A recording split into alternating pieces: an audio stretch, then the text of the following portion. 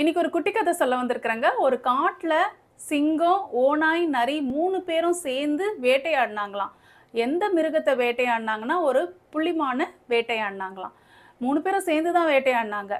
இந்த சிங்கம் தானே காட்டுக்கே தலைவன். அப்ப அந்த சிங்கம் வந்து ஓநாய் கிட்ட போய் சொல்லுச்சாம், இந்த புள்ளிமானை வந்து பிரிச்சு எடுத்துக்கிட்டு வா, நம்ம 3 பேருக்கும் சாப்பிட்ற மாதிரின்னு சொல்லிச்சுங்களாம். உடனே இந்த ஓநாய் போய் என்ன பண்ணுச்சுங்களாம், சமமா 3 பங்கா பிரிச்சு எடுத்துன்னு வந்து கொடுத்துச்சுங்களாம்.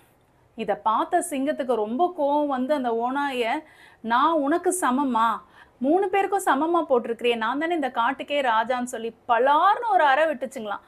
விட்ட உடனே ஓநாய் எங்கேயோ ஓடி போய் விழுந்து மயங்கி போயிடுச்சுங்களாம். இதை பார்த்துக்கிட்டு இருந்த நரிக்கு ஒரு மாதிரி பதட்டம் வந்துருச்சான். சிங்கம் வந்து நரிக்கிட்ட சொல்லிச்சான், இப்போ அந்த புள்ளிமான் எடுத்துட்டு வா, நம்ம சாப்பிடலாம். நரி தான் புத்திசாலி ஆச்சு. அது என்ன பண்ணுச்சுன்னா, அந்த புள்ளிமானுடைய காது பகுதியை மட்டும் எடுத்துக்கிட்டு தனக்காக மீதி மொத்த பகுதியுமே சிங்கத்துக்கு கொடுத்துருச்சான்.